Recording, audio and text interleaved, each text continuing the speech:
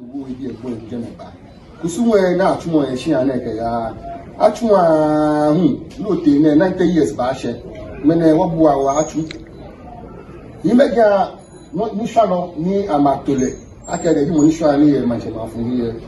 je wo kutu ne ni woto eko afi ne ni prama no akede Jeneke ba nwo atowe mene benkwe ke nene ke ameti osuja si e ya bole kutu afi aka me hani eswani ye manchema fun ye ni je wo nutumoni moni me nutumoni aka me eba mo fe kusu e ha ya me fa me sumo wo mene ameka wote police agbe mo baba o ni owo we bi eni bi fire ke benkwe ke niama ke mo akwa asani ye jeme ni won wole ake na ka fi ore no moleji ka to mo ku eleji mo ni swani ni wo pa ko won ya won fo da na won sueshi fire manu mi ake ke wo ba wo swan wo sisagian ni amehu amesho ame sisagian ni nye ogba wote ni dinyi wote jeme ni wote ya fe keche jeme wonana wo ba mene wo ya o ke ni swamon ya won fo da na won sueshi je wo to kusu na shishi je wo ke won smo wo pe ni bi kume tinye to ne sueshi mene fire ke benkwe ke kome ke amegbe na kan gbe won ya ni abi amesami isa ke bi na ba tan meje pa kule wo ye jeme sino na me fi o hewo wo susu ni bi ai ya ni abi amesami na no ba se jeme no ni sa ke afi o ba fi chindo no na me ke wo o ba su no wo ye ni e ga ta me ke ama so ameni wo wo sa wo ni wo ya ne ama ya na me aso ameni mo wa sa wo ni awa fu ba fi wo no yi awa fu ba fi wo ake won try ye lo ni ke mo mi fe ya ke sa me na wa ke be ke bi ko me na shi be ne ha ni gbe na ka shi ke ye brima lo wo e do ame to be fe gbe na mi ke gule ni bi ya nya bi ame san ya den kwe na ka fi le aluko no lufa e gule ni bi ya nya bi ame san ya ni me fire le we manomi ake wo sawo ni ama amesho ameni ye anya bia mesani ni mo ni wo to le won ye wo reverse ya ke kusu fe ni sa ka fi wo fi won hale won han over me no tell me na gbe mo ni swani ye jeme 10 years ne tu no fa na we de won ya ma swani don wo dani wo ya na no mo wa anu ano ake tax salary ni ameke won twa ye helo mi ni wo ka chu wo ni ye ni mi hutu ni ye wo ka ji wo te na me egbe ni mo ni atun ye ma atun ni e be jewo sha meni onye bia mesani tanu manya ba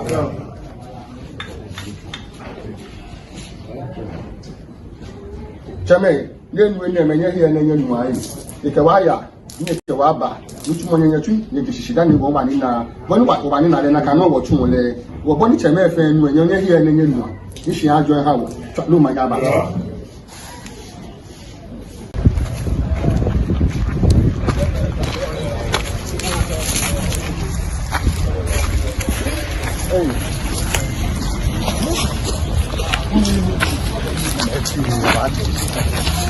ni amete okunwase ke abi afani mashimu no hu osha oni to osho na ke no hu face academy kamanche iko ngo meji abo wo na kanji lo ni shikamo eyo ya lodi short ni eyo omo ni wo be ogogo ameba fine you find second meeting no amasha kamasha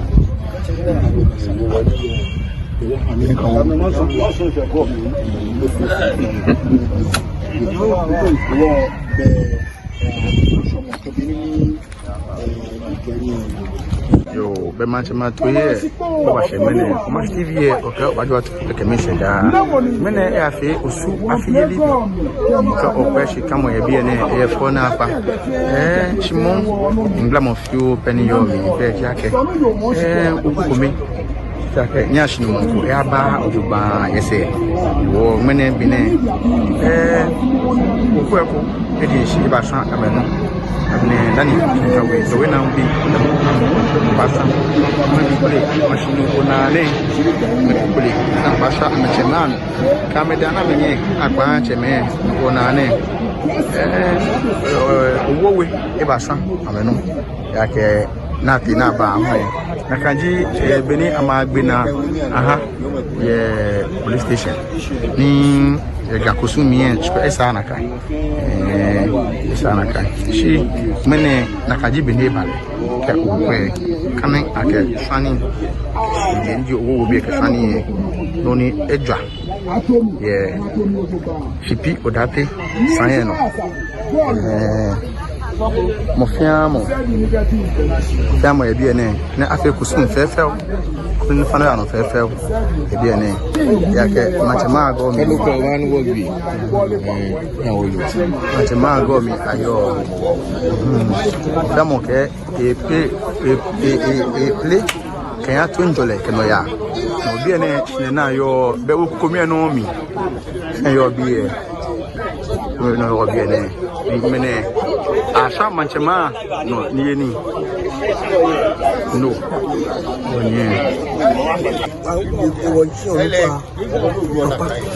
ye ne manchema ege mini so wele ki wo wo che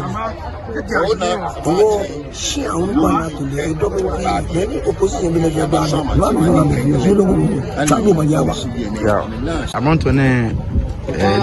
doina bi yikinkawe doina oku amba iti ni ame foto ni amehwa e manche wile ona mo kunu pad machine ndi ni bi no te e won sike ndi doina okwe doina woku nupa alo shian onupa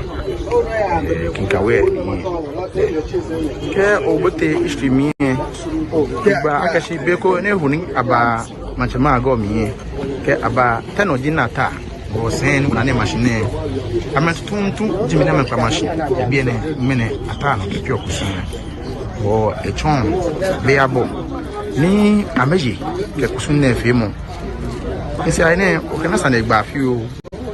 mo che ben kale awon le akashi beko ne wo ele jimba chon jumo ne kashi beni ameto moko ni mo di gomi ni ba chon ni ni ko che wo na infoni mi ne mene biese akane bia biese mene osufen yo mo apato amesha amecheme kenklen dani emergency ake ambayi mami isha ni yo papa no fe ni amesha tina amesha ni na le akanji bineji o ma tv e o ka wadwa tin make mi sheda kanya na wabi emene be o moda wi se mi no wani moda wi se mi no wani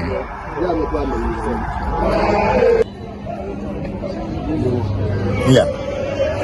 chomi ni adomwa a free the first alima dawuna jasiche kanye ba na mi yelele ngene dufo ni ma dufo na ma dufo su won yo mo won ngene won kuti won sa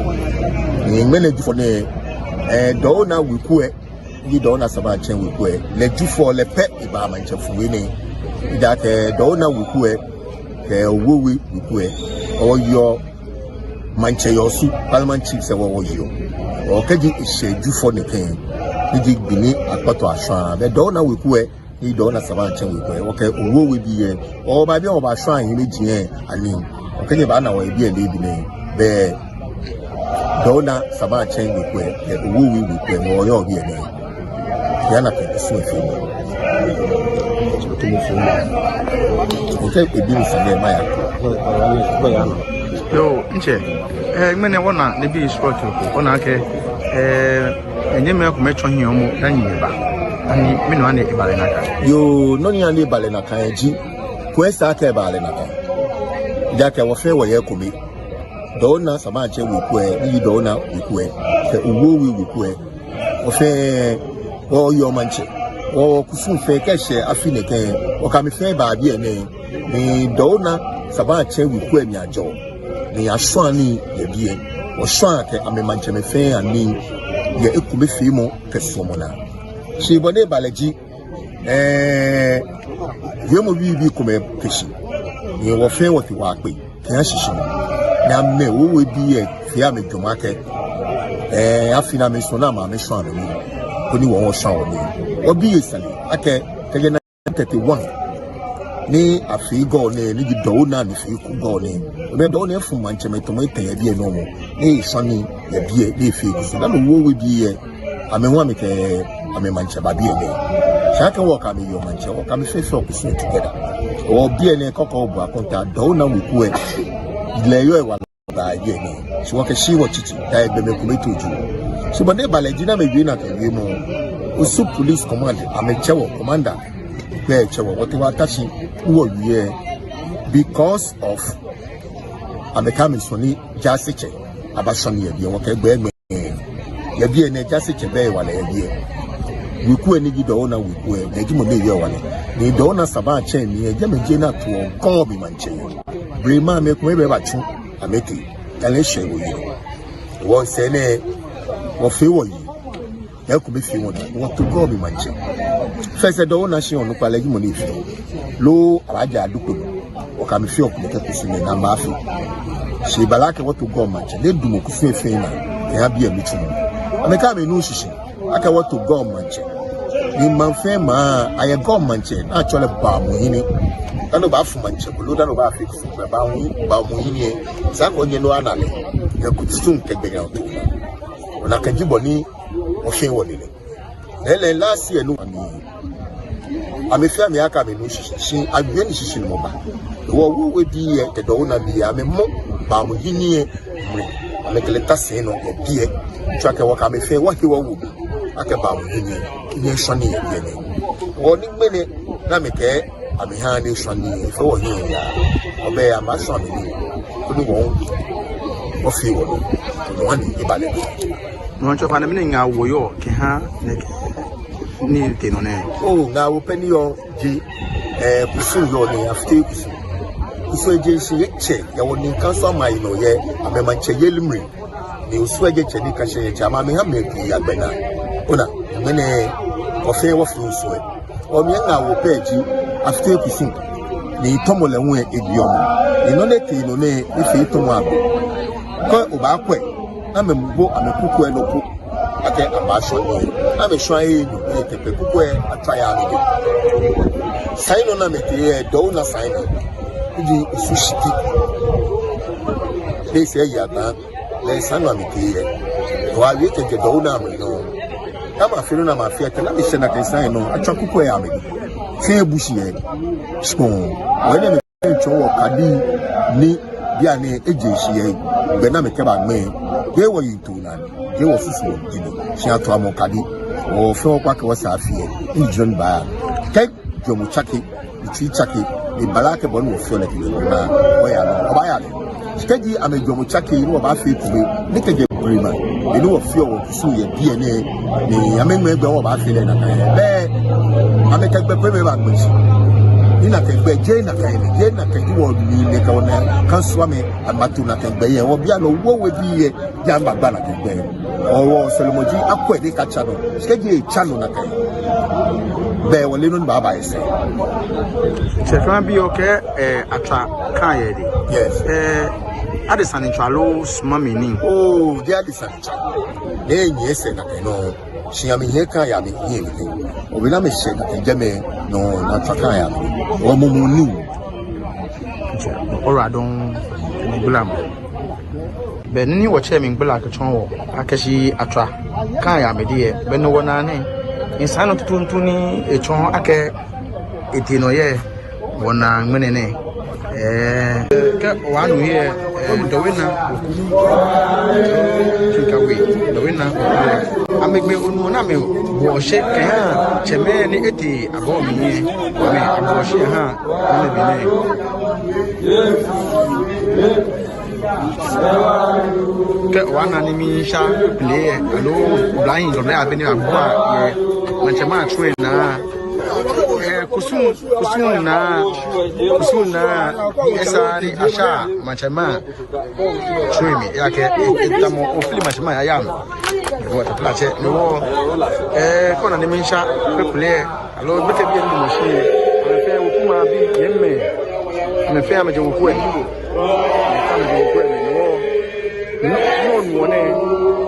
no ni semembo she Mboshike amechemene chonye kati yeye na bala kifio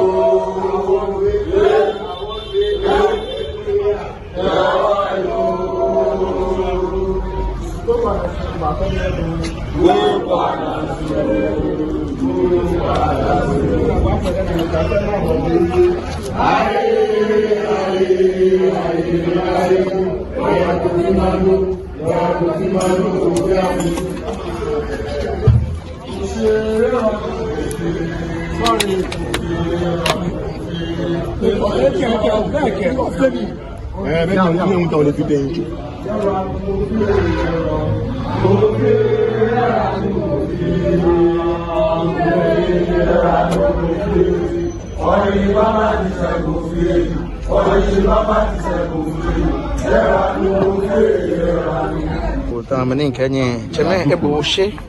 yeah, Imagine, Scamo here. Yane, I told them, I Napata Fish, Koni, Nufano Agency. Oh, winner.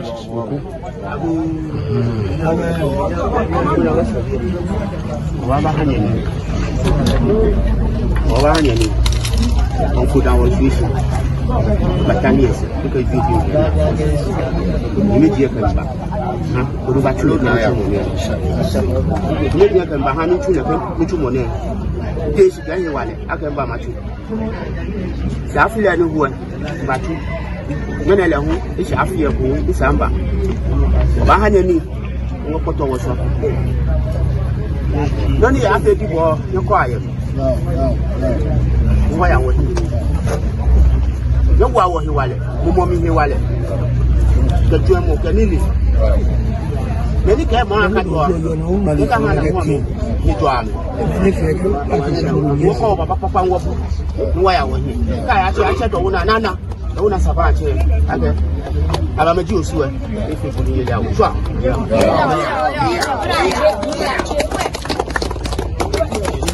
be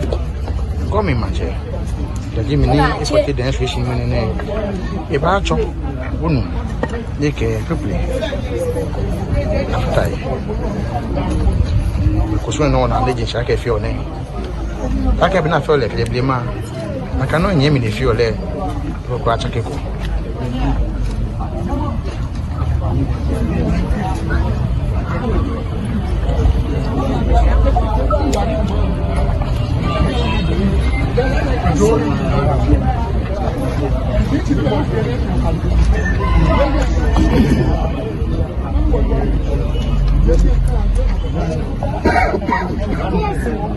Well, no,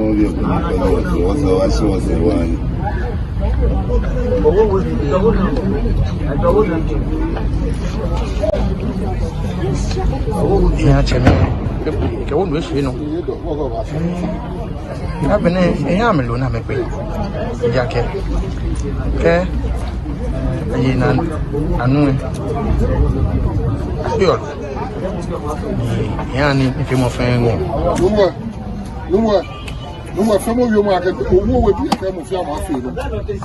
ke mo la ke owo we bi ke they don't have to feel no no me fi they get right information kamo na ke ba kamo na ola ke owo we bi ke ma fi no na kan ye ka bi ke ni take bi mo yin ama me ke ko ka do mo we bi ke mo fi ama fi no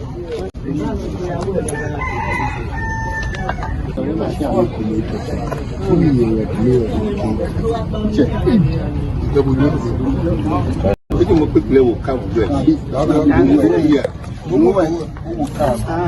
ada. kan wa ye de oni money ya life ngele ye ni beja money go nki ayi ni ke bini after kebrema akan kom manche efile cheme fe kameka ni afi hanzo ni ameke ni wo afile e fa makai e kuti wo kaje fe am ti fe kan kaje na fini bini na fole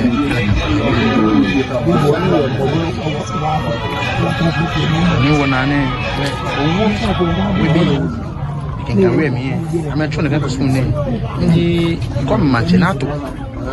ake etune kini chumo ake no chumo le chumo ije me o fa ne nyeshi ale o nyire ne ne to yi nyeshi ale ni efi e ni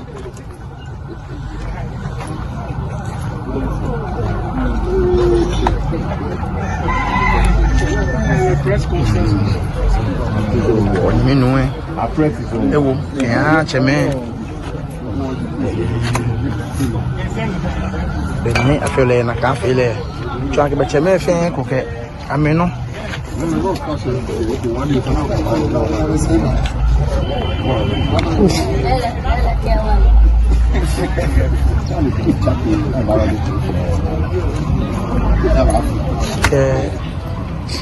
apeti ewo kami awu ka ha cheme nchake je beni akpato aso afeka ke cheme fe aha mani abeyo aha mani transfer mo wo bi aha ka kenkere money ba akeba ebi egi ni no te kwashi money die nyono ji nuowo the second no te kwashi ba 1931 akeba to bi nuowo ba 1951 no akeba to bi no se ni na ate lehun eba etetu no roman lehun eba etetu dan Jonathan ba 89 Joe 90 and King Kaba 3 years 5 years na ni hone ni King Kaba many channel friend o na bi eje ko wo bi enu yo me woche jale mi echon ojogba no na le ne be ka ne moshi ke people ke wonu na cho be cheme na cha me ame aka ha ka o ta se do kwe e bo shin ne ken chobe ko su King Kawe mi shedo we na we wana ekuyi na kai wo card na bi ene je no aya apato aso shaji ni yo je mfe mi chicken clean asni akachema no ha me da ya ke amme ti beni wazi ti wazi Mbabuniche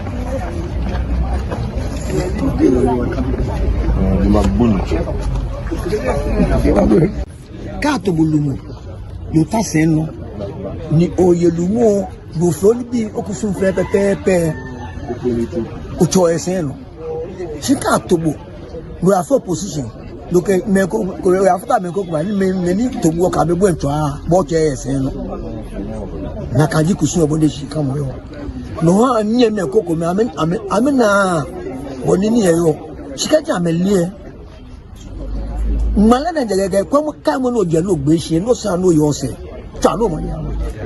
yo wache efote yumu papa kashin shi awo ko na meni akpato apepele akpeti awo ko meni a che ma no na me ya yi ne na ka wonu me le bo chi ne chobenke osu King Kawe do we na we wana kashi wana ko yi chicken class na cheme na me da ya ka ameji me wazi nazi wana wo mene aha mi yo ameji so I don't know why okay kashi se ochi ba mene oku na bi fe ni ameje okwem njo de abi ni yo abada bi ni yo okwem ni afome bi ene amu aba meku ami na meku na menu no na le be Romi Manje, the Jim Nichon and Convention Monet, Convention and Kenya. If you left Sake Benafio. Unakene, Hedonakpa,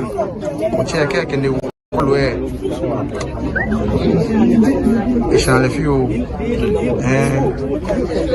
ina ke me say na me ko boyo machiti bi no ni na fe o ni e ba me tini denche no Kenya to yen Kenya ke ntaru ko nye me na ehye osuma bia no bomoden no hye osu kinkan we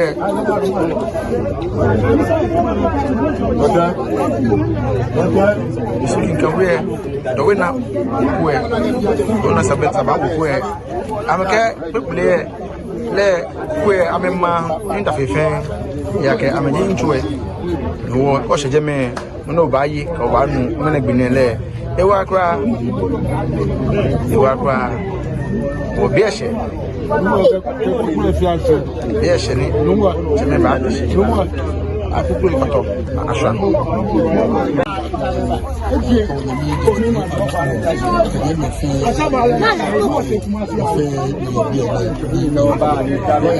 awokano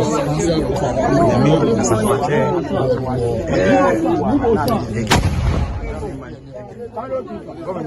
nasa de gba de poto isha ya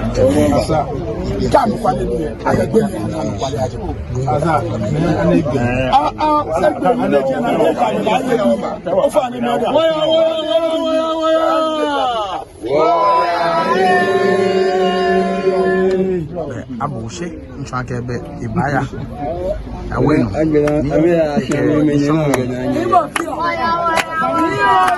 somo ya no amoto ne aya cheme chiamle yake ke ejie ko ni chemeka ne amke jo ame na ka jeme asha wana ge woncha ko habwe eji usuna esani akọ eyin meji ya ya me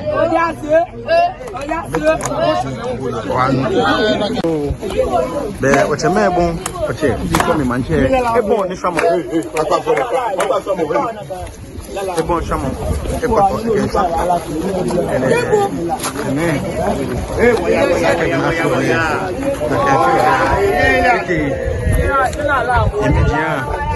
to Come on here.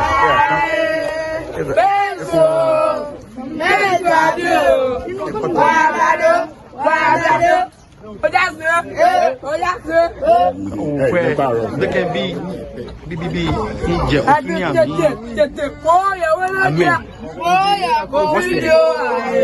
what's in a domole?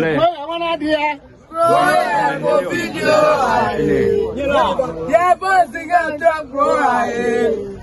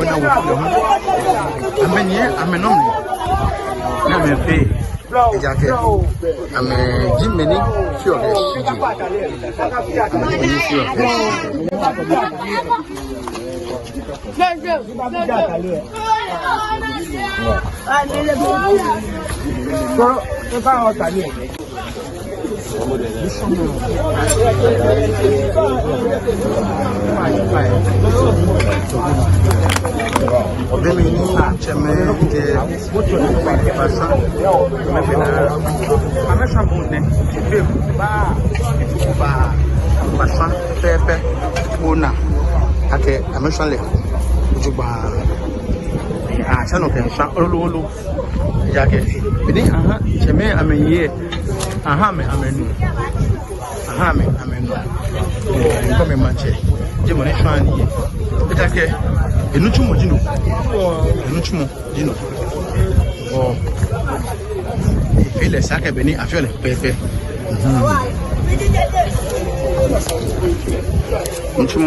enuchumo ali ke atobu bena ko otuona kan gbe na yini ete eba apoto ekun apeti ekoto eso ni kwa ya bie ye masitivie yake sitimoko wani yake siku boda ise ni mololo je Jamestown Shakra keba onina chaba that's down shutdown when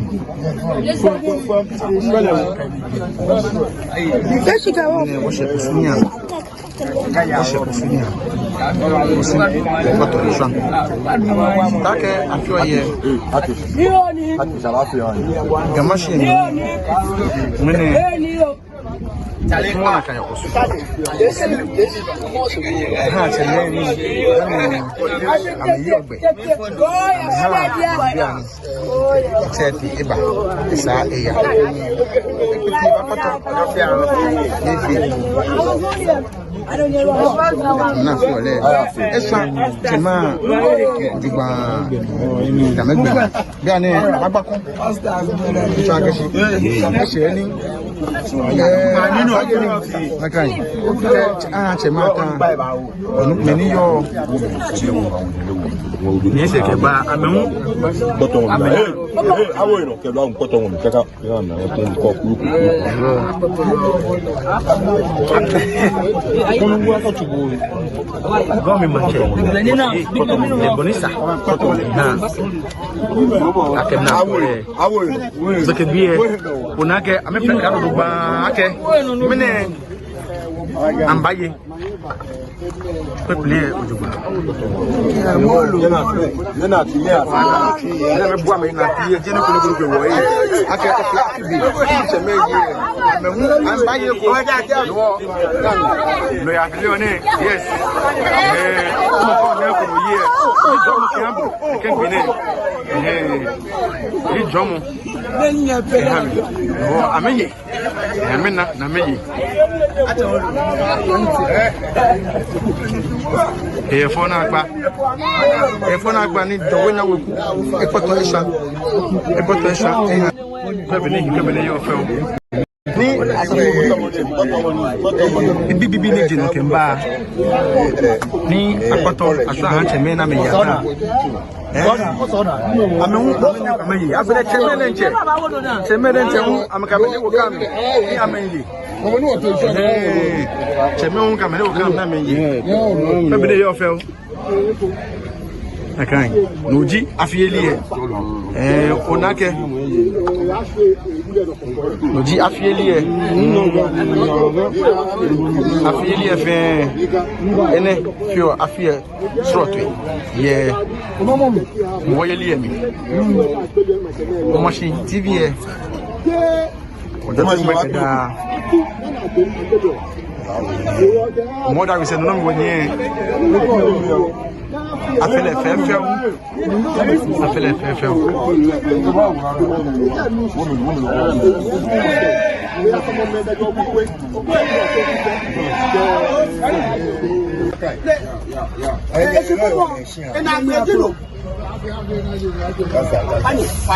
Tuane hawo. Okomiswa akashale yana he. Lepiale. O kumezo akashabu. O kumezo. Eye pai. yen by put it down esi ina fe no ni sa fe mo afi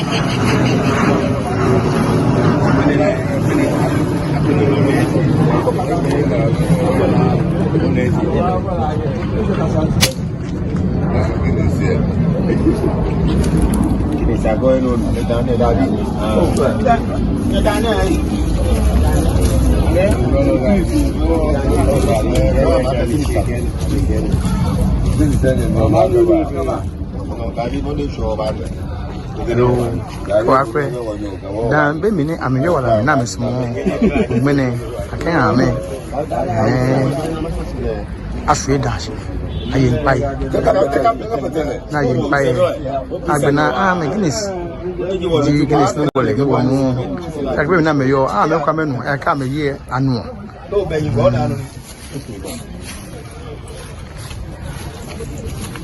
Apelo ya o mi na che.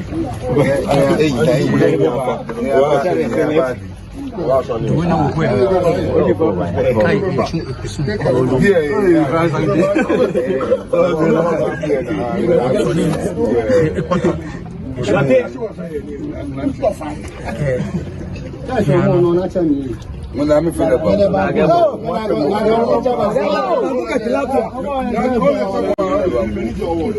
Alo ga mona me yo mo efa.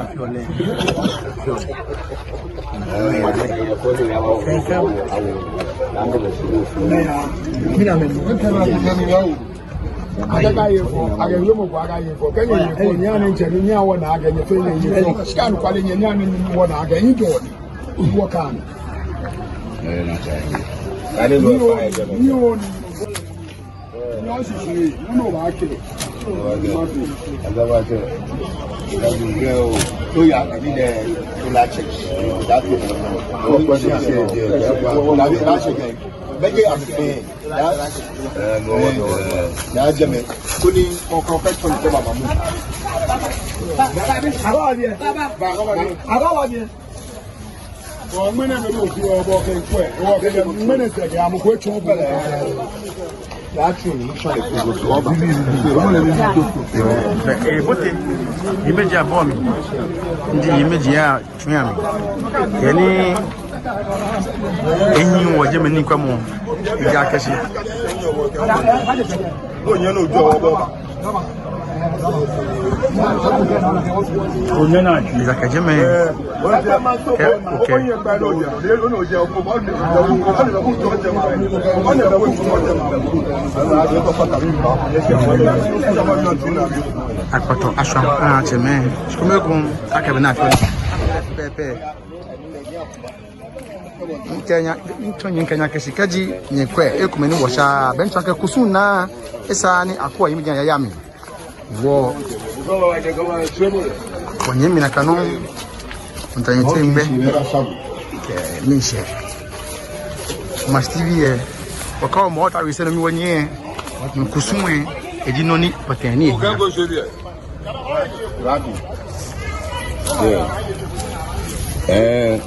Bibi ya ke te fon je fe bo le ba o je aje bibi ya ke kala no wa bibi o sha en ti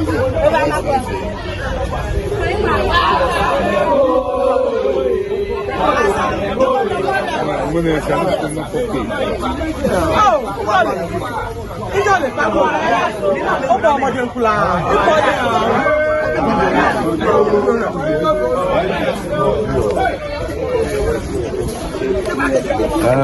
ipo je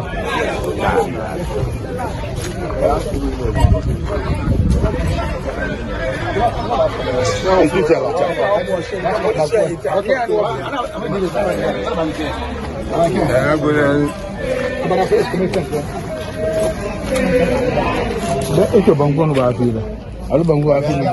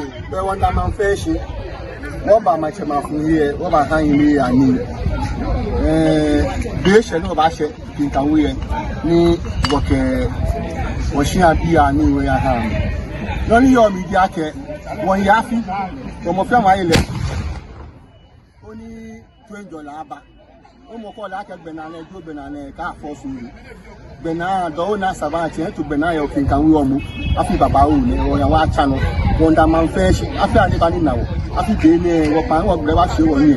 agbe mo fi ama yo se ake elomone ni 20 aba wo wonder mo fi amu ta lo ma nya ba